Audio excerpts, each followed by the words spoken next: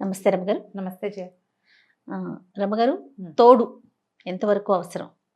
దేనికి? ఒక వ్యక్తికి ఇంకొక వ్యక్తి చాలా జీవితానికి అవసరం, చాలా అవసరం. అంటే క్వశ్చన్ క్రిస్ప్గా అడుగు. అంటే పెళ్లి ఎంతవరకు అవసరం? అది అసలు పాయింట్. పెళ్ళి అవసరం ఎంత మటుకు? ఇప్పుడు ఇది తరతరాల నుంచి పెళ్ళిళ్ళు చేసుకుంటున్నాం కదా జయ మనం. అవును, అవును. ఆడ మగ ఒకళ్ళకొకళ్ళు అనేది ప్రపంచ సత్యం. ప్రపంచంలో 2 రకాలే కదా జీవులు. 3వ రకం జీవులు రేర్గా ఎక్కడో ఒకళ్ళు ఉన్నారు పాపం, చాలా తక్కువ. జంతువుల్లో కూడా ఆడ జంతువు మగ జంతువు, మనుషుల్లో ఆడవాళ్ళు మగవాళ్ళు, చెట్లలో కూడా ఆడ చెట్లు మగ చెట్లు ఉంటాయి. అవును కదా. 2 రకాలే జీవులు. చేపలంతే, దోమలంతే, ఈగలంతే, తేనెటీగలంతే, కుక్కలంతే, పిల్లులంతే, సింహాలంతే. అవసరమా అంటే జంతువులు జత కడతాయి ఒక మేటింగ్ టైంలో, ఏదో ఒక ఋతువులో. చేపలు, తాబేళ్ళు అన్నీను, కుందేళ్ళు, సింహాలు పెద్దవి చిన్నవి ఏం లేవు. మేటింగ్ తర్వాత సహజంగా, ప్రకృతి సహజంగా ఆడవాటికి గర్భం వస్తుంది. ఓ పిల్ల జల్లో పిల్ల ఏవో పుడతాయి. కొన్నేమో గాల్లో వదిలేస్తాయి కొన్ని జీవాలు. కొన్నేమో కొంచెం వాటికి ఆహారం సంపాదించుకునే శక్తి వచ్చాక ఇది మన పిల్ల అనే జ్ఞానం కూడా లేకుండానే వదిలిపెట్టేస్తాయి. పిల్లలు తల్లులు కలిసి తిరిగిన నాళ్ళు తిరుగుతాయి. పిల్లల దారి పిల్లల ప్రపంచం పిల్లలది, తల్లుల ప్రపంచం తల్లులది. తండ్రులు మారిపోతూ ఉంటారు. ఇవంతా ఏ జాతులకి? జ్ఞానం లేని జాతికి, వెన్ను ఇంకా నేలకు అడ్డంగా ఉన్న జాతులకి. అంతే కదా. వీటి లక్షణం ఇది. ఇది ప్రపంచ సూత్రం, నేచర్ తాలూకు సహజమైన లక్షణం, దాని లక్షణం అంతే. మనుషుల దగ్గరికి వచ్చేసరికి ఒక వ్యవస్థ, ఒకళ్ళకొకళ్ళలోని ఖచ్చితంగా ఉండటం, వీళ్ళ సంతానం, దీనికి ఒక పేరు, ఒక జాతి, ఒక క్లాన్, ఒక గుంపు, ఒక సమూహం, ఒక గోత్రం, ఒక సమాజం ఇట్లా ఏర్పరచబడింది. తొలి కాలంలో భార్యాభర్తలు ఉన్నా కూడా వీళ్ళు వాళ్ళతోటే ఉండాలన్న నియమం ఏమి ఉండేది కాదంటారు. తర్వాత శ్వేతకేతువు, బహుశా ఆయన పేరు ముని, ఆయన తప్పకుండా భార్య భర్తతో మాత్రమే ఉండాలి, ఇతరులతోటి ఉండకూడదు అనే సిద్ధాంతాన్ని ఏర్పరిచారని చెప్తారు. ఎక్కడో పురాణాల్లో కనపడుతుంది. అది పెద్ద ఇంపార్టెంట్ కాదు. అయితే ఇలా ఒకరికి ఒకరు అని ఉండటం వల్ల సమాజహితం ఉంది అందులో. ఎవరో ఎవరితోటో ఎవరికో అంటే దాని పట్ల, జీవితం పట్ల భయం ఏర్పడుతుంది. జంతువులకు కాం కదా మనం. జంతువులకి ఏమిటి? ఆహార నిద్ర భయం మైథునాదులు వాళ్ళకి వాటికి మనకి సేమే. అవును, అంతే కదా.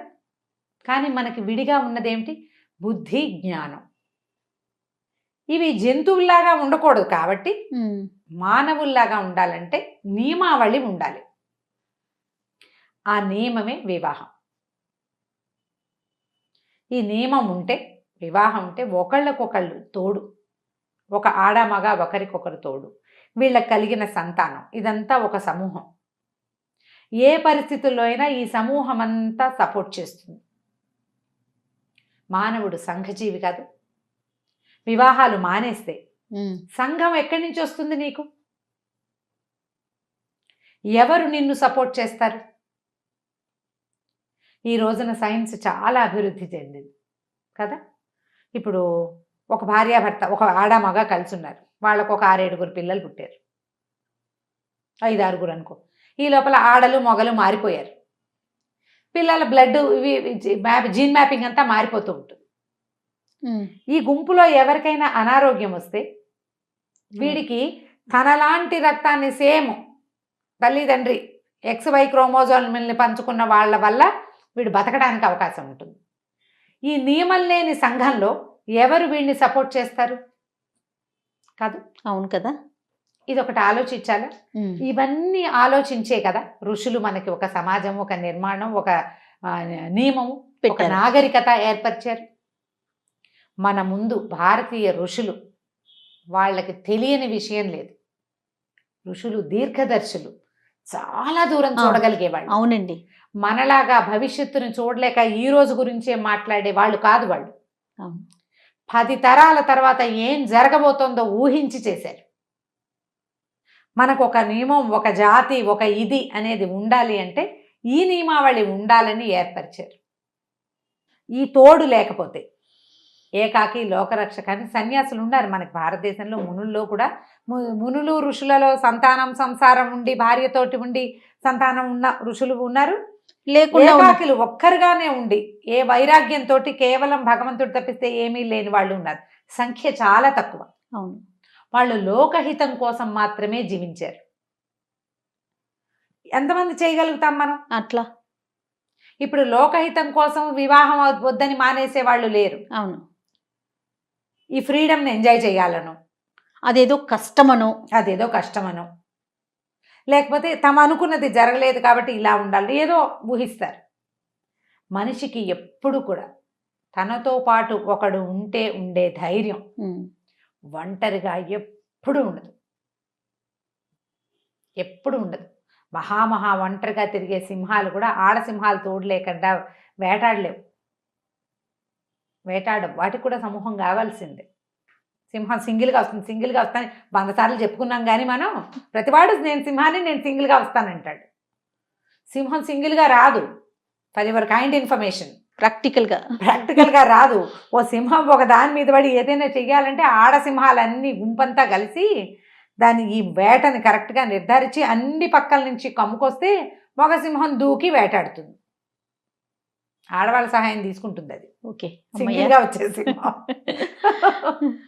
చూడండి ఒకసారి మీరు డిస్కవరీ ఛానల్స్ చూస్తే తెలుస్తుంది. పులులు వేటాడతాయి ఒంటరిగా, దేదో ఒక దాని వెనకాల పడి ఎటాగొట్టా సాధిస్తుంది.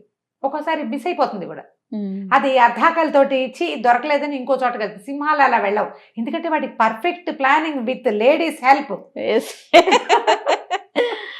చాలా బాగా ప్లాన్ వెళ్ళనివ్వవు. ఆడసింహాలు కాసేస్తాయి అన్ని పక్క నుంచి. ఎక్కువ ఆడసింహాలండి, ఒక మగసింహం ఉంటుంది. అది చాలా ప్లాన్. అదేం బద్ధకంగా పడుకుని ఉంటుంది. ఇవే ప్లాన్ చేస్తాయి. ఓకే. ఆ పాంసింగ పని దూకటం అనేది సింహం బాగా చేయగలుగుతుంది. దాని దగ్గరున్న ఆ ఒక్క క్రియ కోసం ఇవన్నీ కలిసి ఆ క్రియని దాంతో చేయిస్తాయి.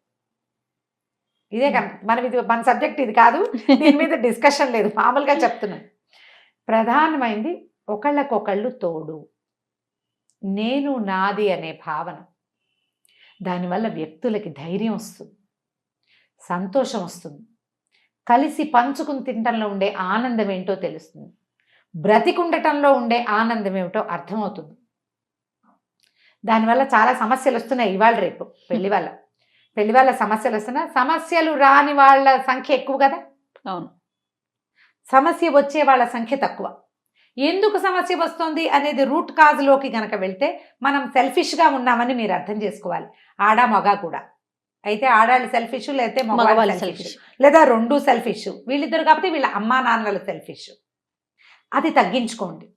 వివాహం అనేది 2 జీవితాలు కలిసి, 2 కుటుంబాలు కలిసి, 2 వేర్వేరు సమాజాలు కలిసి ఒక కొత్త సమాజ నిర్మాణం కోసం నాంది. అది మనం అర్థం చేసుకోవాలి.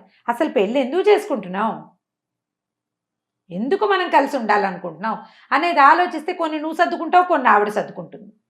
ఇద్దరూ ఆలోచించాలి. ఎవడో ఒకడు ఆలోచిస్తాడు, రెండో వాడు ఇష్టారాజ్యంగా సెల్ఫిష్గా బిహేవ్ చేస్తాడంటే పెళ్ళి పొసగదు. ఇన్ని లక్షలు లేవు, కొన్ని వేల సంవత్సరాల నుంచి భారతీయ జీవన విధానంలో వివాహ వ్యవస్థ పటిష్టంగా ఉందంటే సెల్ఫిష్నెస్ లేకపోవటం వల్లే, ఎవరో ఒకళ్ళు సర్దుకోవటం వల్లే, కొండకుచో ఇద్దరూ సర్దుకోవటం వల్లే పెళ్ళిళ్ళు సక్సెస్ అవుతాయి. కనీసం ఒకసారి ఒకరు, ఇంకొకసారి ఇంకొకరు తెగేదాకా లాక్కుండా ఉండటం. కాస్త చిన్న వాటికి ఇంకా డైవర్స్ తీసేసుకోదలుచుకున్నాం మేము అంటాం. నాకు బాగా కోపం వచ్చే విషయం ఏంటంటే పెళ్ళిళ్ళకి కార్లు వేస్తారు, వాళ్ళని వీళ్ళని పిలుస్తారు, ప్లానింగ్ చేస్తారు, అది చేస్తారు, ఇది చేస్తారు, ఏంటేంటో గందరగోళంగా చేస్తాం. ఈ డివోర్స్ తీసుకునేటప్పుడు నలుగురికి చెప్పం. ఎవరైనా పెళ్ళికి పిలిస్తే మీరు బాగా కలిసి ఉంటారా లేదా అని అడగాలనిపిస్తోంది జయ. ఇప్పుడు ప్రస్తుత పరిస్థితి అలాగే ఉంది కదా. ఓ గ్రాండ్ పెళ్ళి, అక్కడేదో హోటల్లో వాళ్ళ నాన్న డబ్బంతా పోస్తాడు, వాళ్ళ అమ్మ తన ఫ్రెండ్స్ తన సర్కిల్ అందరిని వాడి ఎంత చేస్తారో పిల్లల కోసం. డబ్బులు పోసేస్తారా? అవునవును. జీవితకాలం సంపాదించిందంతా పెళ్ళికే ఖర్చు పెట్టాలి, పిల్లాడి పెళ్ళికే చెయ్యాలి. చక్కటి పిల్లని తేవాలి, లేదా అందమైన కుర్రాన్ని తెచ్చుకురావాలి, మంచి చదువు, మంచి ఉద్యోగం, వాళ్ళ నాన్నకి సంపద ఉండాలి, వీళ్ళ నాన్నకి మంచి పదవి ఉండాలి. ఇన్ని ఆలోచిస్తున్నాం. విడిపోయేటప్పుడు పుసుక్కని విడిపోతున్నారు. బహుశా ఈ సంఖ్య కూడా పెరుగుతూ ఉండటం వల్ల కొత్తగా అంటే పెళ్లి చేసుకోవాలి అనే ఆలోచన ఏమైనా విరమించుకుంటున్నారంటారా కొంతమంది రమ్మగారు? భయపెడుతున్నారు వీళ్ళని చూసి, ఫ్రెండ్స్ అదే నేను డివోర్స్ అంటున్నా. పోతున్నారు అనుకో, పెళ్లి ఇలాగే ఫెయిల్ అవుతుంది, హాయిగా కలిసి ఉంటే సరిపోతుంది, ఇలాంటివి అనిపిస్తుంది. పిచ్చి ఆలోచనలు. అదొక ఆలోచన. కొంతకాలానికి అటు కూడా మన సమాజం దారి తీస్తుందేమో. ప్రధానమైంది నువ్వు అడ్జస్ట్ అయితేనే సరిగ్గా ఉంటావు. అడ్జస్ట్మెంటే లైఫ్. దానివల్లే నీకు ఇంకొకళ్ళు తోడుంటారు. నువ్వు అడ్జస్ట్ అవ్వకపోతే ఎప్పుడు నీతో ఎవరు ఉండరు అనేది నువ్వు అర్థం చేసుకో. నువ్వు చాలా విషయాల్లో అన్ని చోట్ల అడ్జస్ట్ అవుతావు. పెళ్లి దగ్గరికి వచ్చేసరికల్లా ఎందుకు ఎవరు అవ్వలేనేమో అని ఒక భయం అండి కొంతమందికి. భయపడుతున్నారు, భయపడతారు. రెడీగా లేమని ఆ, భావిస్తున్నారు. అవును, అవును. ఇతరుల జీవితాల పట్ల భయం అవి చూసి భయపడుతున్నారు. పెళ్లి చాలా అవసరం. మన ముందు తరాల నుంచి వస్తున్నది. వాళ్ళంతా సక్సెస్ అయినప్పుడు మనం ఎందుకు కావటం లేదు అని మనని మనం క్వశ్చన్ చేసుకుని ఎలా అడ్జస్ట్ అవ్వాలో అది ఆలోచించి నేర్చుకుంటే దానికి ఇతరుల సహాయం తీసుకోండి. అందరితో అయితే అక్షింతలు వేయించుకుంటారు పెళ్ళిలో. కొంతమందితోటైనా మాట్లాడి ఎలా అడ్జస్ట్ అవ్వాలో నేర్చుకోండి. సూపర్. కొంతమంది మన బంధుమిత్రులనైనా సంప్రదించండి. సొంతంగా నిర్ణయాలు తీసేసుకోవద్దు. పైగా ఎవరి తప్పులు వాళ్ళు చెప్పగలిగేంత ధైర్యాన్ని అవలంబించండి. ఈ రోజు సమాజానికి అదే కావాలి. ఎస్, ఇది నేను ఇలా చేశాను, ఇది నేను ఇలా చేస్తున్నాను, yes this is my mistake అని కన్ఫెస్ చేయండి, అడ్మిట్ చేసుకోండి దాన్ని. అప్పుడు మీకు అవతల వాళ్ళు మీతో కుదురుతారు. ఈ పెళ్లి వద్దనే సమాజము మనకొద్దు. వద్దు. పెళ్లిని చెడగొట్టుకునే సమాజము వద్దు.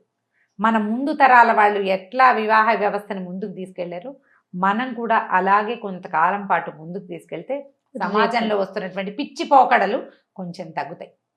మానసికమైన అనారోగ్యాలు, సమస్యలు లేకుండా ఉంటాయి. దానికోసం ప్రయత్నం చేద్దాము. పెళ్ళి చాలా అవసరం. అంతే. నమస్తే రమ్మగారు. నమస్తే జయ.